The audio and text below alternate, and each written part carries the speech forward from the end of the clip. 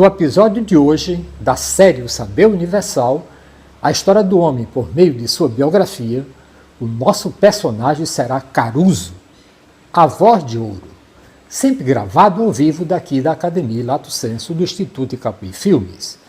Lembrando de que nenhum grande homem vive em vão. A história da humanidade não é mais do que a biografia dos grandes homens e das grandes mulheres. E eu sou Jonas Luiz da Silva, de Capuí. Ana Caruso teve 21 filhos, dos quais apenas 3 sobreviveram. Um deles, o 18º, veio a ser, talvez, o maior cantor de todos os tempos. Enrico Caruso estreou no Metropolitan de Nova York em 1903 e nesse mesmo palco cantou pela última vez em dezembro de 1920. 8 meses depois falecia. Milhões de homens e mulheres em todo o mundo choraram a sua morte e milhares de pessoas vestiram-se de luto. Desaparecera não só um cantor extraordinário, mas também um homem que, pelas suas qualidades, soubera fazer-se estimar por todos. Na época de Caruso, não havia rádio e os filmes eram mudos. Quem quisesse ouvi-lo cantar tinha de comprar um bilhete e ir ao teatro. Ou então, dar corda no gramofone para escutar a sua voz através da campânola. O número dos seus admiradores era reduzido quando comparado com os milhares de pessoas que hoje, nos nossos dias, ouvem-se rádio, assistem programas de televisão com transmissão ao vivo em todo o planeta. Porém, um plano de verdadeira simpatia popular, a adoração de que desfrutava Caruso, não encontra com facilidade algum termo de comparação, até a chegada dos Beatles. No meu entender, no seu repertório figuravam principalmente arias de grandes óperas francesas e italianas consideradas não só, na época, como até hoje, de elevado nível artístico e, consequentemente, um tanto inacessíveis às generalidades do público. Caruso possuía tal autenticidade de expressão e sabia transmitir a emoção tão eficazmente que arrebatava o público até as lágrimas. Ele próprio sentia de forma tão intensa o que interpretava que, por vezes, depois de terminar a representação, se encerrava no camarim e chorava. O seu palco habitual era, na verdade, o Metropolitan de Nova York, mas sua fama estendia-se a todas as capitais do mundo, de Buenos Aires a Moscovo. Para onde quer que se deslocasse, era assaltado pelas multidões. Quando entrava nos restaurantes, as pessoas levantavam-se e aplaudiam. Para evitar tais manifestações de entusiasmo, ele comia em casa ou num pequeno restaurante italiano de Nova York, no qual passava frequentemente algumas horas livres jogando cartas de baralho com o proprietário. Todos os dias ele recebia pelo correio inúmeros presentes, tais como chocolates, doces, joias e até o seu próprio retrato, bordado a seda ou a lã. Milhares de artigos comerciais, desde tabaco até sabonetes, receberam o seu nome. Existe ainda em Nova York uma cadeia de restaurantes que adotou o apelido do cantor, assim como uma marca alimentícia e outra de conserva. Um dos seus admiradores mais entusiastas teve a ideia de dar o nome de Caruso a um cavalo de corrida. partir de então, o grande tenor apostou fielmente $10 no puro sangue sempre que este competia. O animal, porém, jamais ganhou absolutamente nenhuma corrida. Caruso esteve, nesse tempo, ele tinha o cachê artístico que nunca foram igualado até a década de 50. Os seus lucros eram apenas de 2 atuações em cenas e da gravação de discos. Nunca pediu ao Metropolitan mais do que $2.500 por atuação. Mas em Cuba e no México pagaram a razão de 10 e de 15 mil dólares, respectivamente, que era muito dinheiro para aquela época. Certa vez recusou uma oferta de 250 mil dólares para fazer uma turnê artística de 12 meses pela América Latina. Grande parte da extraordinária popularidade de Caruso deve-se à sua grandeza de alma. Ele possuía a simplicidade de um homem de campo, que impelia a atitudes generosas e lhe granjeava o afeto do público. Certa noite em Bruxelas, ouviu no seu camarim um ruído estranho que vinha da rua.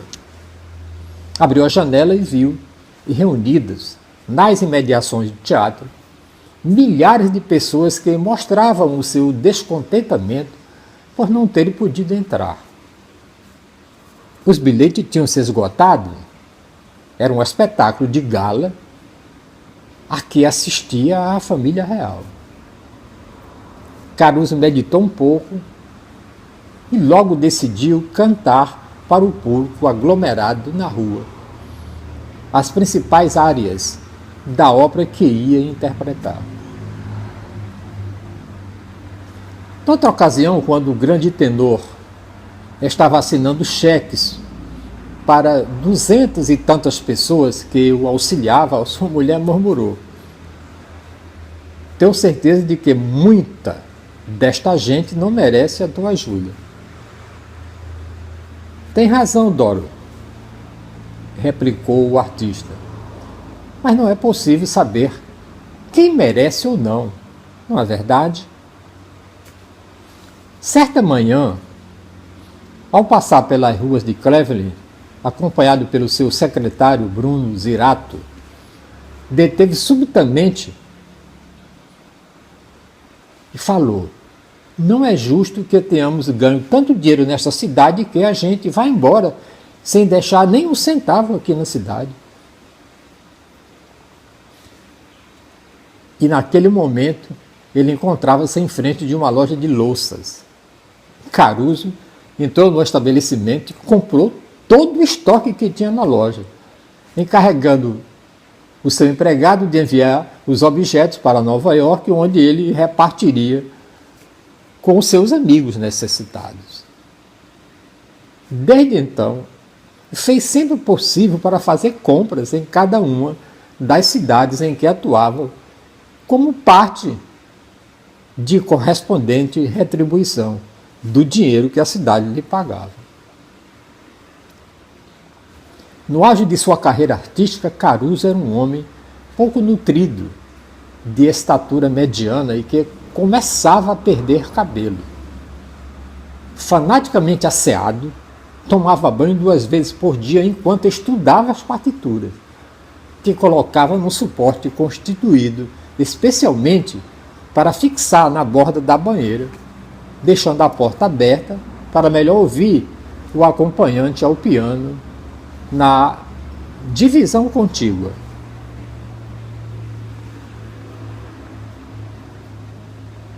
Todas as manhãs, enquanto o barbeiro o massageava, o pedicure e a manicure se ocupavam dele, Caruso ensaiava o papel que interpretaria à noite, sempre acompanhado do piano.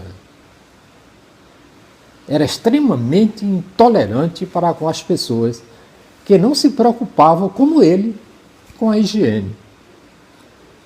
Em certa ocasião, lastimando-se por ter de representar uma cena amorosa com uma famosa diva, comentava: cantar com uma pessoa que não toma banho é horrível. Mas amar uma mulher que cheira a alho é absolutamente impossível.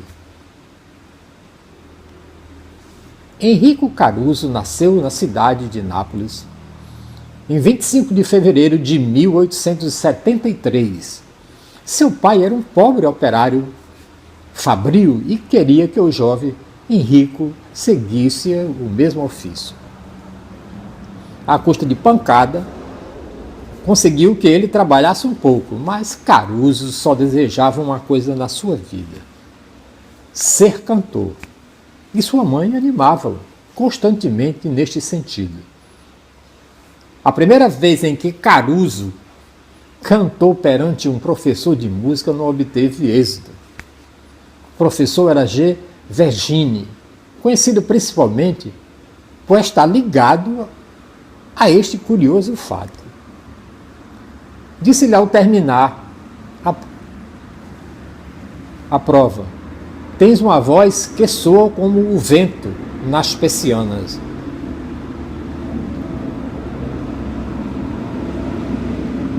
Mesmo assim, Caruso conseguiu autorização para estudar sobre a sua orientação. Foi essa uma época de terrível pobreza, de que contou a sua mulher alguns tristes episódios. Como seu único casaco preto já tivesse adquirido uma cor esverdeada, ele comprou um frasco de tinta e ele próprio tingiu para poder continuar frequentando as aulas decentemente. As suas camisas estavam muito pouco apresentáveis e aplicou-lhes peitinhos de papel para melhorar o seu aspecto. Precisava andar muito até a escola e por isso rompia os sapatos sempre. Não tinha dinheiro para substituir, mas cantando em casamentos e funerais ele conseguiu juntar o necessário para comprar um par novo. Mas no dia que estreou começou a chover. E no meio do caminho para a casa do professor, como as solas eram de papelão, ao chegar na aula, colocou para secar no fogão. O calor torceu-lhe de tal modo que ele teve de voltar para a casa descalço.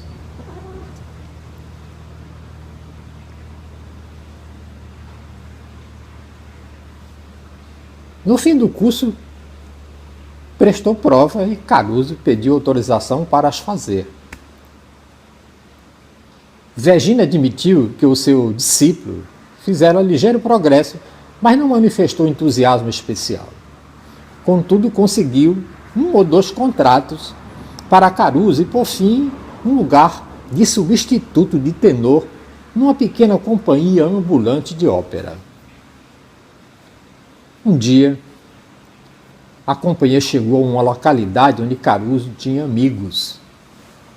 Como o mais provável era de que não precisasse dos seus serviços no teatro, ele foi passear e passar um tempo com os amigos.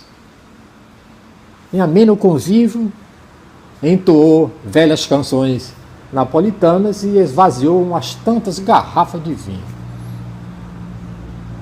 Henrico estava bastante embriagado quando vieram procurá-lo para avisar de que era urgente a sua presença porque o tenor adoecera. Caruso corre para o teatro.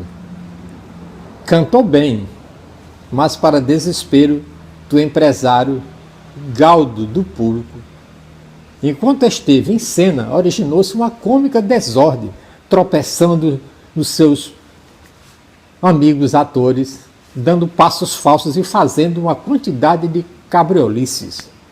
O público ria-se, gritando: "O briaco, o briaco, o briaco, bêbado, bêbado." O diretor apressou-se e despediu no fim do ato e o jovem tenor de 19 anos teve de regressar ao seu pequeno quarto. Havia fracassado redondamente na primeira oportunidade de sua vida. Porém, pouco depois, voltaram a procurá-lo, desta vez com mais insistência do que anteriormente. Pulco vaiava o outro tenor e reclamava aos gritos a presença do Ubriaco. Caruso voltou ao palco e obteve estrondoso êxito. Desde aquele dia, os seus progressos foram contínuos. Diante os 10 anos que se seguiram, chegou a ser um dos tenores mais famosos da ópera italiana e cantou em muitos países da Europa.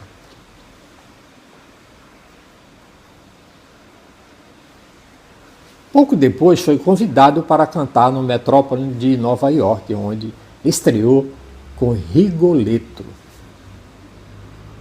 Como Caruso explicou em certa ocasião, os requisitos que todo grande cantor devia possuir era peito amplo, boca grande, 90% de memória, 10% de inteligência, muito treino e alguma sensibilidade. E ele reunia todos esses atributos. Possuía um tórax enorme que conseguia dilatar a cerca de 20 centímetros. Antes de se apresentar em cena, submetia-se a uma espécie de tratamento da sua própria invenção. Primeiro, gargarejava com água quente e salgada e a seguir sorvia rapé para aliviar o nariz. Depois bebia um copo de uísque e um copo de água com soda e comia um quarto de maçã. Nos bolsos do paletó, em cena, metia 2 tubos de água salgadas para aclarar a garganta, se fosse necessário fazê-lo durante a representação. Quando isso acontecia, virava-se de costas para o público, engolia rapidamente o conteúdo de um dos tubos sem que ninguém notasse e continuava a cantar. Ei, macho. É o Ragnar aqui fazendo barulho.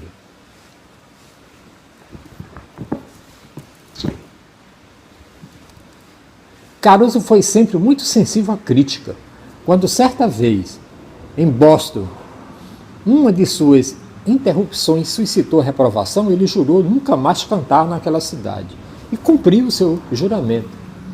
Habitualmente, porém, tinha excelente humor. Gostava de brincar, de fazer graças, como ele dizia. E ainda hoje são recordadas algumas das suas partidas. Numa representação da Tosca, por exemplo, o Antônio Scott inclinou-se para apanhar um pincel que caíra atrás de um cavalete, mas não conseguiu levantá-lo. Caruso tinha pregado ao chão.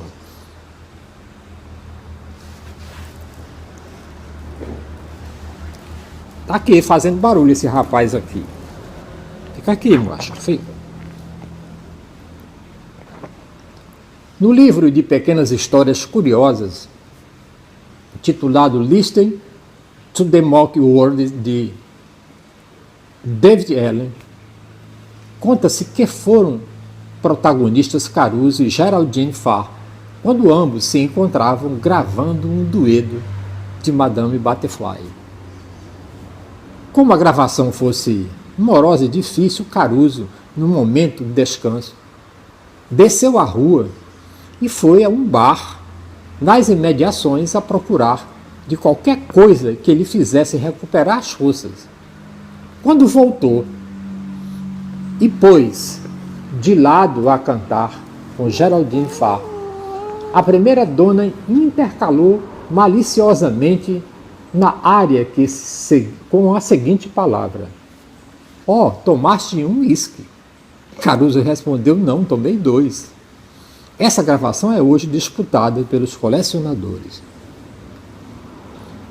O cunho romântico do casamento de Caruso constitui provavelmente o aspecto de sua extraordinária vida que mais sensibiliza a qualquer um e comove. O tenor tinha 45 anos e já atingira o auge de sua carreira quando conheceu Dorothy Park Benjamin, uma nova-iorquina de 20 anos de idade, tímida, desconhecedora do mundo. que acabava de sair de um colégio de freiras. Caruso cortejou e coube fazer-se corresponder, apesar da oposição terminantemente da família da jovem, muito ligada a convencionalismos e tradições. O casal vivia pacatamente numa suíte de um hotel em Nova York. Caruso gostava pouco de sair porque as multidões o incomodavam. E ele, com seus óculos diários de ouro, colocava selos e recortes de jornais enquanto ela lia. Às vezes Caruso sentia fome por volta de meia-noite e mandava buscar um pão e uns bifes. Cortava pão ao alto, metia-lhes a carne e saboreava a improvisada sanduíche. Quando recebia convites para jantar, enviava sempre um recado à dona da casa e para que o sentasse junto de sua mulher. Diga-lhe, advertia o portador da mensagem, que me casei com minha mulher para estar ao seu lado. Até de sentar longe dela, eu prefiro ficar em casa. Em dezembro de 1920, quando interpretava uma área do primeiro ato da ópera O Elixir de Amor, rompeu-se-lhe um vaso sanguíneo na garganta. Apesar do acidente, empenhou-se em cantar até o fim do ato. Um repórter do New York Times descreveu a cena da seguinte modo: primeiro utilizou o lenço que levou à boca, mas momentos depois estava ensopado e tirou-o. Os elementos do coro conseguiram aproximar-se dele entregando dissimuladamente um lenço, cada um por sua vez, e voltava para o seu lugar. Caruso mal tinha recebido um e já necessitava de outro. Tão abundante era a hemorragia. De vez em quando, afluíam aos lábios pequenos grumos de sangue. Sentada à primeira fila, sua mulher suplicava-lhe com os olhos que abandonasse o palco. Caruso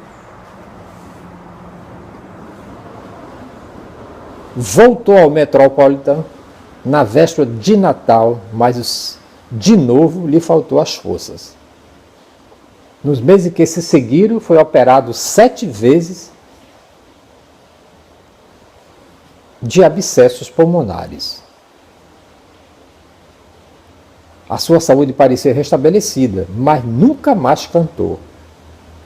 No verão do ano seguinte, embarcou para Nápoles, onde faleceu com 48 anos de idade, num pequeno hotel que dava para a esplêndida Bahia.